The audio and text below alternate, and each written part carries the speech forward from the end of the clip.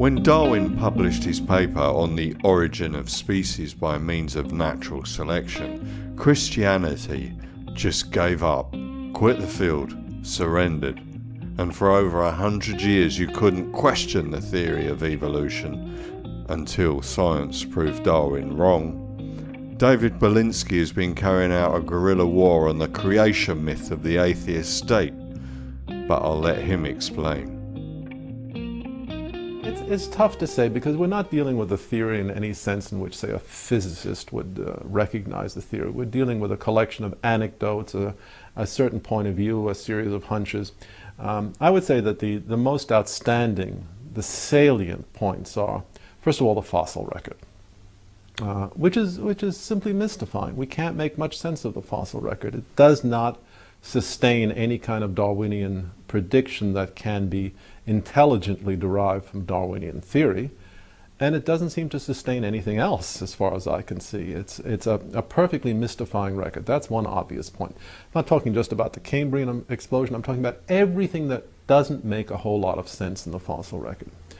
Second point, we have never been able in any way theoretically to examine the central Darwinian claim that natural selection and random variation can account for a great deal of complexity. If you look at the history of physics, for example, what did Newton do in the 17th century? He said, well, the planets are being attracted to the sun by a force. It's not any kind of force, it's a inverse square force. And then he went and showed that if you make that assumption, the result will be an orbit that conforms exactly to the observed orbit, say, of the Earth or of Mars. It will be a conic section. And then he proved the converse, that if it's a conic section, the planets must be attracted to a central source by an inverse square law. There is nothing like that in biology, in Darwinian theory. A kind of a canonical demonstration that this mechanism, random variation, natural selection, is adequate to the generation of this level of complexity. From the point of view of the serious sciences, without that kind of a demonstration, one is completely adrift. You have no idea whether the mechanism is adequate for its intended purposes. This is the second point. Third evidential piece of the puzzle. Look, you turn to the serious sciences, you turn to general relativity or quantum mechanics. I can program a computer with the equations of general relativity or with the equations of quantum mechanics, and I can say, all right, what are the consequences? I can actually see the consequences emerge in a simulation. We can't do any of this in biology, and that should prompt any reasonable person to ask, why not?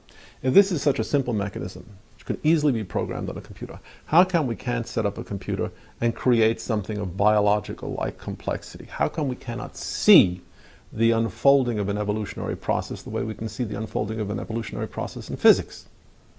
This is a very serious question. I've looked at all the genetic algorithms. I'm trying to write a genetic algorithm myself. And the sheer fact is, without a tremendous amount of very special manipulation and ad hoc constraints, the computer is not going to generate anything realistic if it uses Darwinian mechanisms, and it will generate something realistic only if it doesn't use Darwinian mechanisms. This is an important point. 50 years after the computer revolution began, we have a splendid tool for assessing the intelligibility and viability of Darwinian theory. And everything that we know, and I think this is the uniform experience of anyone working in genetic algorithms, indicates these mechanisms will not work. They will not work for their intended purposes.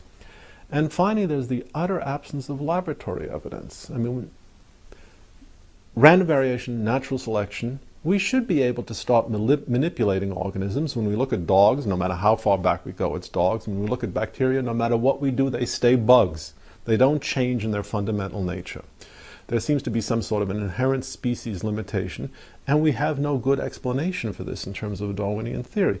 We should have far more flexibility, far more plasticity under laboratory conditions than we actually do if Darwinian theory or anything like that were correct. What we see in nature, what we see in the laboratory, is very highly bounded variation, cyclic variation, as for example finch beaks in the Galapagos Island. That's about all we see. Small variations. Why is that if Darwinian theory is correct? These are evidentiary points that I think need to be stressed, need to be examined openly, honestly. And they never are, of course. Never are.